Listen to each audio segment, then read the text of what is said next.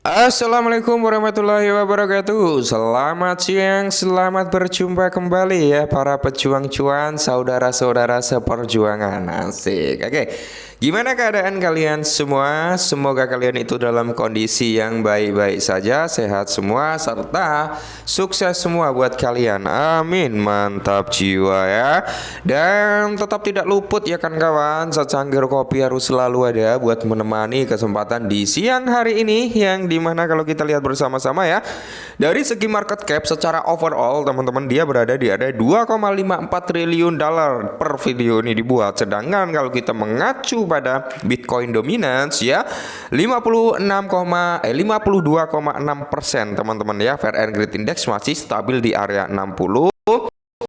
Kalau lihat untuk price action daripada kinerja altcoin, maka di sini kalau kita lihat bersama-sama ya, untuk Bitcoin dan kawan-kawan ya bisa kalian lihat sendiri kinerjanya belum menunjukkan tanda-tanda yang memuaskan, meskipun udah mulai rebound ya teman-teman, akan tetapi ya masih banyak hambatan juga yang menghalangi kinerja altcoin ini untuk apa ya, bisa dikatakan lepas landas gitu teman-teman ya. Dan sedangkan kalau kita mengacu dengan parameternya meme coin teman-teman, yang dimana untuk market cap udah ada mulai sedikit recover, cuman untuk volume teman-teman bisa kalian lihat sendiri, dari volume 13 miliar dolar teman-teman, kali ini turun di area 5,1 miliar dolar ya, menunjukkan bahwasanya tingkat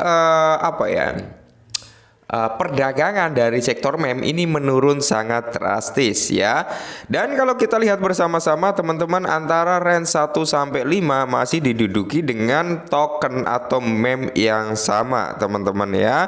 Dan kalau kita lihat bersama-sama ya, di mana di sini ada sedikit informasi tentang PP Coin yang notabene inilah penyebab ya, mungkin ini salah satu penyebab kenapa PP Coin mengalami korelasi harga yang cukup signifikan dan mengalami koreksi yang lumayan gitu teman-teman ya.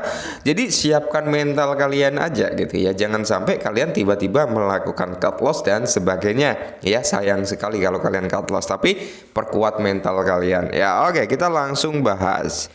Nah, jadi teman-teman, kenapa harga PP turun? Yaitu karena apa? Paus daripada PP ini terus membuang PP. Apa selanjutnya? Nah, ini adalah salah satu faktor, walaupun masih ada banyak faktor penyebab penurunan ya.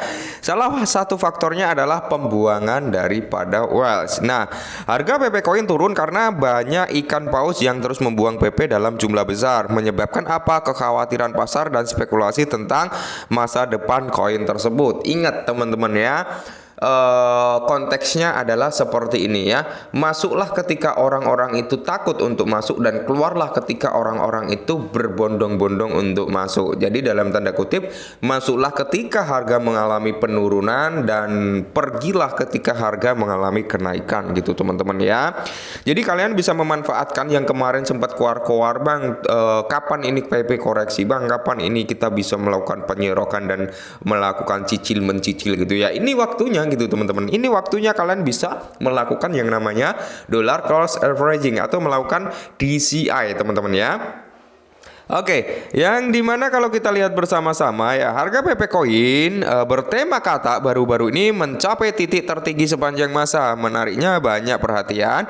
Namun lonjakan harga ini ditanggapi dengan gelombang aksi ambil untung oleh apa? Pemegang saham utama, sehingga menyebabkan penurunan nilai yang signifikan. Salah satu paus khususnya telah secara aktif membuang PP dalam jumlah besar, memicu kekhawatiran dan spekulasi tentang masa depan koin tersebut. Nah, saya pun tidak bosan-bosan mengingatkan teman-teman semua sebelumnya ya, ketika ada persentase kenaikan suatu koin teman-teman bahkan membentuk ATH, maka di situ persentase koreksi atau persentase penurunan itu sangat tinggi. Makanya saya sering mengingatkan, jangan sekali-sekali kalian menjadi kaum screenshot. Oke? Jangan sekali-sekali kalian menjadi kaum screenshot. Dalam artian gini teman-teman ya, secara simpel, secara gamblang. Semisal kalian memiliki 1 juta koin PP, oke? Kalian punya target tersendiri, bang, target saya ini saya jual di range harga 1 rupiah. Bang, target saya ini saya jual di area Rp5. Semisal kalian memiliki target seperti itu, oke, itu target yang cukup bagus gitu teman-teman ya. Akan tetapi 30 atau 40% dari kepemilikan aset kalian setting di harga target. Sisanya apa? Jual ketika naik, masuk ketika turun. Secara konsisten seperti itu, secara pelan-pelan, maka secara tidak kalian sadari teman-teman, nilai value atau nilai aset PP kalian secara pelan-pelan meningkat. Yang tadinya 1 juta bisa jadi 1,5, bisa jadi 2 juta. Nah kayak gitu loh teman-teman ya, bagaimana kita melakukan akumulasi dengan modal yang udah ada gitu, tanpa kita harus melakukan deposit. Toh itu juga pasti akan terjadi yang namanya koreksi ketika harga mengalami ATH. Nah, aktivitas paus dan dampak pasar. Nah, aksi jual baru-baru ini ditandai dengan adanya simpanan dalam jumlah besar dari pemegang PP terkemuka. Menurut laporan paus yang dikenal dengan tingkat kemenangan 100% selama 3 bulan terakhir, menyetor sekitar 217 miliar PP ke Binance, yang dalam tanda kutip pastinya dijual dong gitu teman-teman, sorry ya. Nah, jadi gini teman-teman ya, untuk kalian semua yang masih berharap terhadap PP, oke, saya pun masih berharap dan saya pun masih yakin PP ya teman-teman itu bakal bisa menyentuh ke Rp1, bahkan lebih dari Rp1 teman-teman ya, entah di area 2 atau 1,5 atau pokoknya di area 1 sampai Rp5 pasti teman-teman ya. Itu adalah target saya ya, antara 1 sampai 5 rupiah itu pasti terrealisasi di bull run kali ini teman-teman ya. Nah, semoga saja teman-teman ya, semoga saja dengan penurunan seperti ini kalian bisa nahan ya, bisa nahan untuk tidak melakukan penjualan. Tapi kalau kalian masih untung nggak apa-apa, kalian masih untung, bang saya di harga saat ini itu masih untung, bagaimana? Udah jual dulu 50% nggak masalah kalau kalian masih dalam tanda kutip untung loh ya. Tapi kalau kalian masih dalam tanda kutip rugi, kalian terbawa FOMO ketika PP mengalami all time high kemarin, kalian masuk ya tahan dulu teman-teman ya.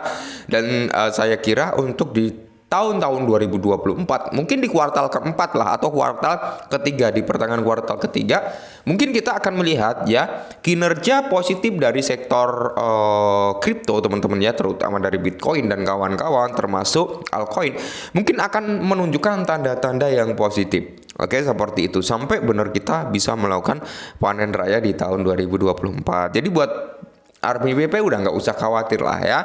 PP ini cukup bagus ya, kalau menurut saya developernya cukup kuat juga, cukup kaya lah ya. Karena apa?